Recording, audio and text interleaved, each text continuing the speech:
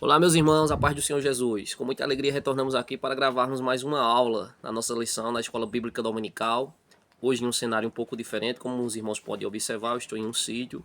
Não poderia deixar de gravar essa aula. No entanto, se houver ruídos, barulhos ao redor da aula aqui, os irmãos compreendam, porque estou em um local atípico hoje. Mas não nos impede de estarmos compartilhando um pouco da lição da Escola Bíblica Dominical aqui, como fazemos semanalmente com os nossos queridos irmãos que cooperam na Escola Bíblica Dominical e também que são amantes, alunos, aqueles que, assim como eu, amam a Escola Bíblica Dominical também.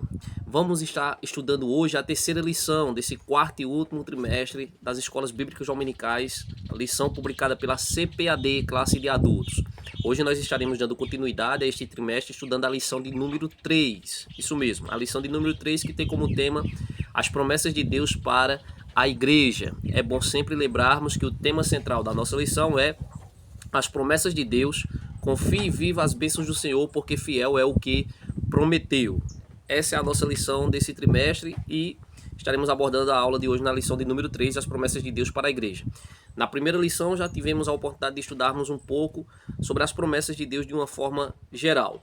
Na segunda lição estudamos sobre as promessas de Deus para a nação de Israel, para Israel. E hoje estaremos dando continuidade falando sobre as promessas de Deus agora para a igreja do Senhor. Vamos estar abordando essa lição. A nossa leitura bíblica em classe se encontra em Mateus, capítulo de número 28, versículo 18 ao versículo de número 20.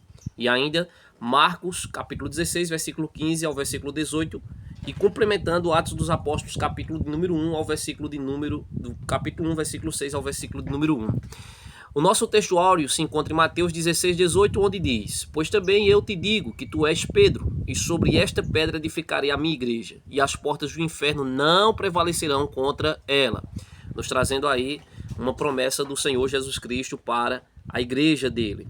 A verdade prática diz: as promessas de Deus para a igreja são gloriosas. Promessas de vida eterna, de poder e glorificação final do nosso corpo. Essa é a verdade prática, é a síntese da nossa lição. Dando continuidade, a nossa lição ela tem objetivos específicos a serem alcançados. O primeiro é apresentar as promessas de Deus para a igreja de Cristo. O segundo é pontuar o efeito das promessas divinas para a execução da grande comissão, missão da igreja no mundo. O terceiro e último objetivo específico que o professor deve alcançar em sala de aula diz que devemos conscientizar acerca das condições para vivenciar tais promessas. Esses são os três principais objetivos que devemos alcançar. A nossa introdução diz: a Igreja de Cristo é portadora de promessas gloriosas de Deus. Ela foi idealizada pelo Pai, edificada por Cristo e guiada pelo Espírito Santo. Então, a igreja é a comunidade dos salvos em Cristo Jesus para adorá-lo, servi-lo e ser a agência propagadora do Evangelho de Jesus. Então, os irmãos, observem bem o seguinte: o comentarista da lição, né, o pastor Elinaldo Renovato, ele já nos traz aqui na introdução o caráter da igreja do Senhor. Qual que é a natureza da igreja, né? E aqui ele apresenta que a igreja ela é a comunidade de salvos, composta por pessoas que foram salvas, resgatadas do mundo para pertencerem agora a uma nova comunidade, fazerem parte de um corpo. E este corpo é o corpo de Cristo. Este povo, esta comunidade, ela tem como propósito, como objetivo, adorar ao Senhor Jesus Cristo, servir ao Senhor e ainda ser uma agência propagadora do Evangelho de Jesus. Então podemos assim dizer que esse é o tríplice propósito da Igreja do Senhor: adorá-lo, servi-lo e propagar a sua mensagem para as pessoas no mundo. Por isso, nesta lição, estudaremos a respeito da natureza das promessas divinas. Estudaremos ainda as promessas propriamente ditas e as condições para viver essas promessas de Deus para ela. Então, observe que nós estaremos pautando o estudo desta aula em três pilares. O primeiro estaremos trazendo aqui quais são ou qual é a natureza das promessas divinas feitas à igreja. Segundo pilar, nós estaremos apresentando aqui quais são essas promessas propriamente ditas. E terceiro e último pilar que estaremos abordando na aula de hoje é abordando ou trazendo aqui menção sobre quais são as condições para viver estas promessas de Deus para a igreja. Então, O nosso tópico primeiro, o primeiro tópico da nossa lição diz a natureza da promessa de Deus para a igreja. Qual que é a natureza, né, da promessa ou das promessas de Deus para a sua igreja? Primeiro, é uma promessa de sinais sobrenaturais. O Evangelho de Mateus, capítulo 28, versículo 18 ao versículo 20, revela o estabelecimento da grande comissão de Cristo para seus discípulos. Então, nesta comissão, 3 palavras resumem a tarefa: ide, ensinai e batizai.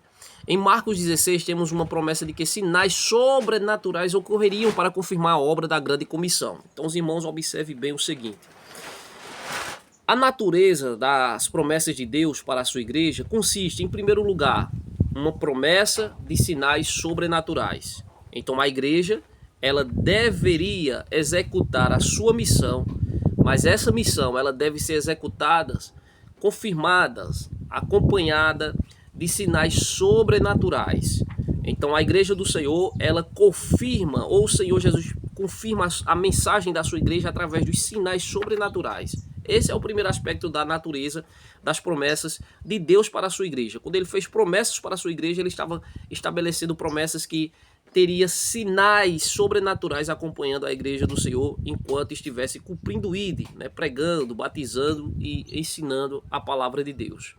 Esse é o primeiro ponto que nós devemos destacar. O segundo subtópico da nossa lição, falando ainda sobre a natureza das promessas de Deus, diz que a promessa de Deus é uma promessa de revestimento de poder. Então, nesse aspecto de natureza das promessas de Deus, destacamos primeiro que é uma promessa feita de sinais sobrenaturais, é uma promessa ainda de revestimento de poder. Então, eles seriam acompanhados pelos sinais, e os sinais evidenciaria que o Senhor estava com eles, confirmando a mensagem através dos sinais sobrenaturais, milagres, prodígios, maravilhas. E ainda teria a promessa do revestimento de poder. Eles estariam revestidos de poder. Então, com base na promessa de Cristo para os seus discípulos, conforme Atos dos Apóstolos, capítulo 1, nosso Senhor faz uma promessa de capacitação espiritual para a proclamação do Evangelho de Cristo.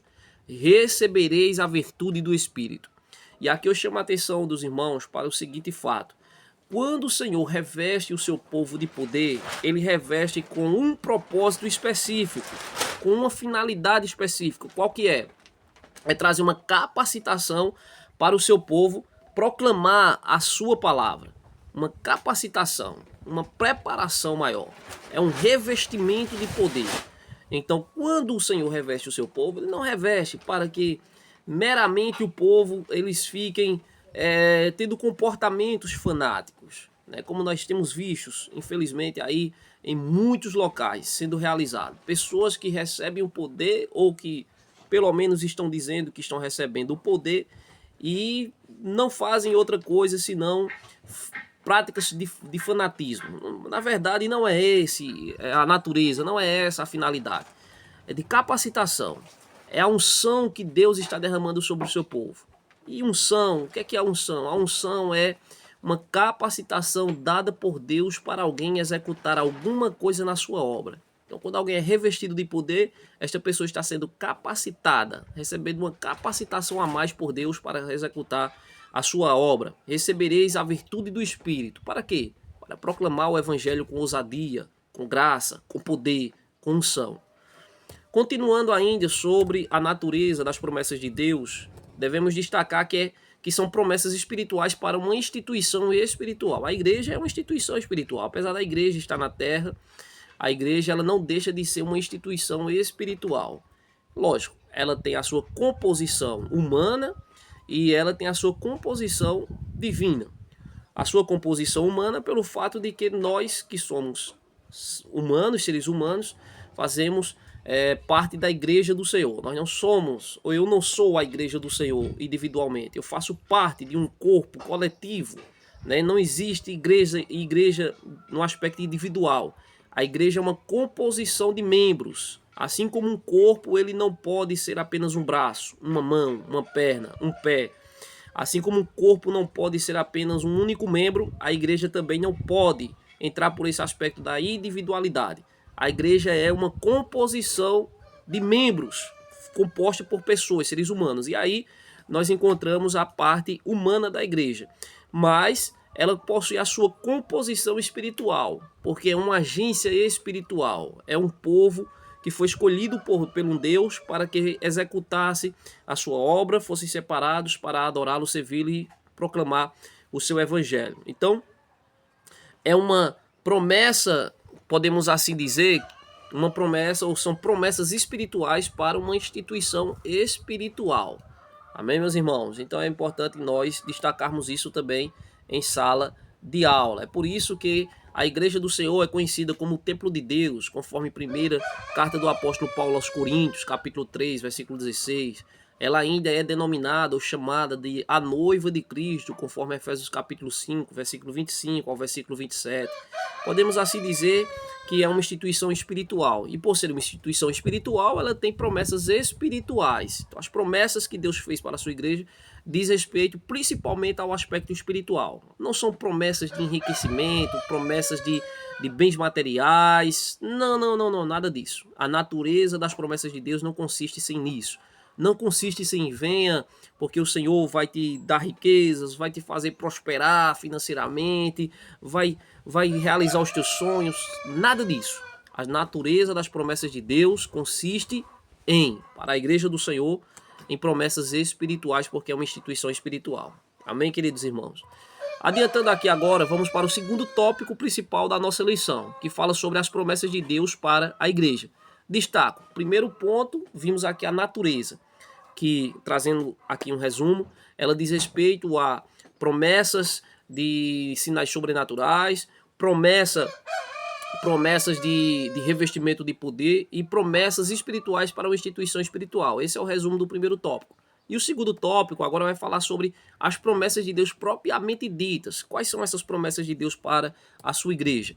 Primeiro, são promessas, queridos irmãos, que nós podemos entender como promessas de vida eterna, né? Então, as promessas que o Senhor fez para a sua igreja são promessas de vida eterna. E aqui o comentarista da lição, ele diz: o estabelecimento da grande comissão do nosso Senhor, como vimos em Mateus 28 e em Marcos 16, constatamos que a primeira grande promessa da igreja é a de vida eterna, a salvação em Jesus Cristo. O próprio Senhor Jesus Cristo, né, em João capítulo 3, versículo de número 16, né, diz que Deus amou o mundo de uma tal maneira que deu seu único filho, para que todo aquele que nele crê não pereça, mas tenha a vida eterna. Então veja que a promessa de Deus para a sua igreja é uma promessa de vida eterna. João capítulo 14, né, também, o Senhor Jesus Cristo falando para os seus discípulos, disse: eu não vos turbe o vosso coração.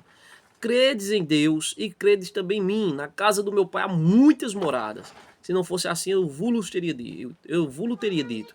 Eis que eu vou preparar lugar, e quando eu for, eu vier outra vez, eu vos levarei para que vocês estejam comigo mesmo.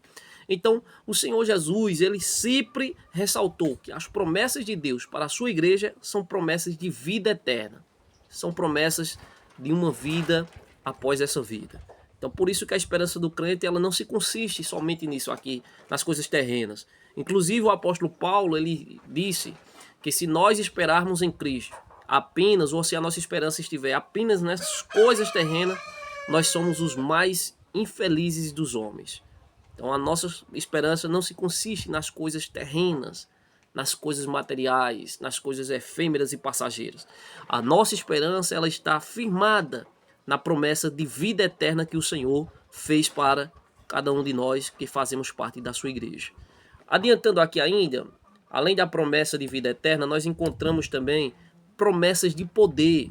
Porque uma vez salvo em Cristo e membro do seu corpo, de acordo com o que lemos em Atos capítulo 1, temos uma gloriosa promessa de poder do alto. Então o Senhor Jesus Cristo, ele disse: ficai em Jerusalém até que do alto sejais revestidos de poder. Então há uma promessa ali de revestimento de poder. E aquela promessa não diz respeito somente aos discípulos do Senhor Jesus Cristo naquela ocasião, dentro daquele contexto, mas diz respeito a todos aqueles que vierem aceitar o Senhor Jesus Cristo como Senhor e Salvador da sua vida. Então a promessa de poder, uma promessa de revestimento, uma promessa de capacitação. Porque é para isso que o Senhor reveste o seu povo, para capacitá-los a executar a sua obra com diligência, com sabedoria e com muita autoridade do Espírito do Senhor. Então, adiantando aqui o terceiro subtópico da nossa lição, do segundo tópico principal, diz que é uma promessa ainda de glorificação do nosso corpo. Então, primeiro, é promessa de vida eterna. Segundo, é promessa de poder. É promessa também de glorificação do nosso corpo. No mesmo corpo do texto bíblico, melhor dizendo, em que se encontra a promessa do revestimento de poder, em Atos capítulo 1, também se encontra a promessa da vinda do Senhor. Veja o que o texto diz, Atos dos Apóstolos capítulo 1, versículo 11. Varões galileus, por que estáis olhando para o céu? Esse que dentre vós foi recebido em cima no céu, adivinha assim como para o céu o viste ir. Que promessa tão gloriosa, meus amados irmãos. Os discípulos estavam lá, né, olhando para o céu, vendo Jesus ser assunto aos céus. E ascender aos céus. E aí, eles naquela situação, chegou alguns anjos, olhou para eles e disse: por que é que vocês estão olhando para o céu? Esse Jesus que vocês estão vendo subir, um dia vocês verão ele também voltar. Verão ele, virão, ou estarão olhando para o alto e virão também ele. Verão ele também retornar em glória, em um corpo glorioso. Então, é uma promessa de glorificação do nosso corpo. Assim como o Senhor Jesus Cristo, ele teve o seu corpo glorificado, nós semelhantemente também teremos um corpo semelhante ao do Senhor Jesus Cristo, um corpo glorificado. E isso é uma promessa, ou esta é uma promessa do Senhor para a sua igreja. Somente a igreja do Senhor pode desfrutar dessas promessas. Nesses três aspectos que apresentei aqui: promessa de vida eterna, promessa de poder e promessa de glorificação do corpo. Absolutamente mais nenhuma agência, ninguém mais na face da terra pode desfrutar dessas promessas, apenas a igreja do Senhor, porque são promessas, repito, são promessas que diz respeito propriamente à igreja do Senhor Jesus Cristo. Não é promessas para nenhuma outra classe de pessoas, senão a igreja do Senhor. Para adiantarmos, terceiro tópico principal da nossa lição fala sobre as condições para viver as promessas de Deus. Que lição tão completa, né, irmãos? Tão fantástica. Primeiro, falamos sobre a natureza das promessas de Deus. Segundo, falamos sobre as promessas propriamente ditas, quais são essas promessas. E no terceiro tópico principal, concluímos a nossa lição falando sobre as condições para viver essas promessas de Deus. Quais são as condições? Primeira condição, é preciso crer. O comentarista da lição diz, no primeiro tópico, no primeiro subtópico, as escrituras mostram que perseverar na fé em Deus é condição indispensável para viver o tempo do cumprimento de suas promessas. A Bíblia mostra que Abraão recebeu uma promessa de que seria pai de uma grande nação. Ele creu em Deus, perseverou na fé e isso lhe foi imputado como justiça. Então, queridos irmãos, observem. Existe condições, existe exigências para se desfrutar das promessas de Deus, destas que acabamos de falar anteriormente? Sim, é claro que existe. E as condições são, primeiro, crer. Precisamos crer, acreditar, confiar e assim não duvidar das promessas que o Senhor fez para a sua igreja e de que somos alvos dessas promessas de Deus e de que Ele é fiel para cumprir com as suas promessas. Porque conforme o próprio texto bíblico sagrado diz, Deus não é homem para que minta e nem tampouco é filho do homem para que se arrependa. Então, porventura, Deus falaria e não cumpriria, irmãos. Então, Deus, ele promete porque ele tem condições suficientes para cumprir com aquilo que ele prometeu. Então, não devemos de maneira nenhuma duvidar, porque fiel é o que prometeu. Então, Deus, ele fez a promessa e é preciso crermos. Assim como Abraão creu, assim como os outros servos de Deus, santos profetas, eles dormiram em Cristo Jesus, aguardando a bem-aventurança da vida eterna, da salvação de suas almas. Assim nós devemos também acreditar, crer, confiar que o Senhor é fiel para cumprir com as suas promessas. Segundo subtópico da nossa lição, do terceiro tópico principal, apresentando aqui mais um requisito para desfrutar das promessas de Deus para a sua igreja, é que é preciso ser fiel. Não basta fazer parte do corpo de Cristo. Tem que ser fiel, irmãos. Não basta receber o título de igreja. É preciso dar sinais, evidências claras de que esta pessoa ela é realmente uma pessoa que está alicerçada nas promessas de Deus. ela precisa ser fiel. Porque uma vez que cremos no Senhor, devemos nos apresentar a Ele de maneira fiel. Os discípulos de Cristo, conforme nos mostra o livro de Atos dos Apóstolos, permaneceram fiéis diante do que ouviram diretamente do Senhor. Eles não retrocederam. Eles permaneceram fiéis. Lógico que naquele grupo havia um grupo que abriu mão da fé e desistiu da promessa, né, do revestimento do poder, de aguardar a Cristo, de aguardar a promessa ser cumprida onde eles estavam. Claro, isso é verdade. E ainda hoje existe e sempre haverá pessoas que vão duvidar e vão abrir mão da fé e não serão fiéis. Mas a promessa é para aqueles que forem fiéis. Ser fiel até a morte e dar-te-ei a coroa da vida. Então, a promessa não diz respeito aos que iniciaram simplesmente a caminhada da fé. A promessa não diz respeito simplesmente àqueles que entraram na igreja e passaram um tempo na igreja e depois retrocederam. Não. A promessa diz respeito àqueles que fazem parte da igreja do Senhor e que são fiéis até a vinda do seu Senhor e Salvador Jesus Cristo. Então, ser fiel até a morte e dar-te a coroa da vida, conforme Apocalipse capítulo 2, versículo 10. Terceiro e último subtópico do terceiro tópico principal da nossa lição diz que devemos obedecer a Deus para desfrutarmos dessas promessas de Deus. Quer desfrutar das promessas de Deus? Obedeça a Deus, obedeça a sua palavra, obedeça a sua vontade. Aqueles que obedecem à vontade de Deus, aqueles que são fiéis a Deus em cumprir a vontade de Deus, se esforçam, mesmo tendo limitações, fraquezas, falhas, naturalmente humanas, no entanto, não abrem mão de se esforçar, de empenhar força para obedecer a Deus. E esses que assim se comportam são alvos diretos das promessas de Deus.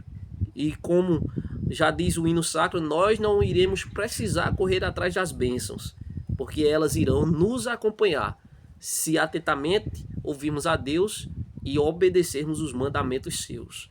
Então a condição para você receber as bênçãos ou ser alvo das promessas de Deus para a igreja do Senhor é você obedecer a Deus. Por isso que a Bíblia diz que é melhor obedecer do que oferecer sacrifícios. É melhor obedecer do que sacrificar.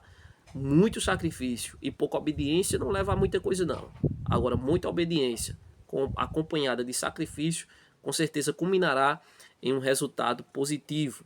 Será justamente o desfrutamento das promessas de Deus para a sua igreja. Concluindo assim, queridos irmãos, a nossa lição, as promessas de Deus para a igreja do nosso Senhor e Salvador Jesus Cristo são de grande valor espiritual. Então, como membro ou como igreja, estamos integrados e como membros desse corpo espiritual também. Por meio de Cristo, as promessas do Senhor são grandiosas para todos os que fazem parte da igreja. Nele viveremos as promessas da vida eterna, de poder e de glorificação final do nosso corpo. Os planos de Deus para a sua igreja são infalíveis. Então, nessa lição, aprendemos sobre a natureza das promessas de Deus, as promessas de Deus para a sua igreja propriamente ditas e quais os requisitos e quais as exigências para desfrutar das promessas de Deus. Que Deus em Cristo continue nos ajudando, nos abençoando. Eu aguardo você na próxima aula. Foi muito bom estar aqui com vocês, desfrutando desse momento de compartilhamento da palavra de Deus. Fique com Deus e até a próxima, se Deus assim nos permitir.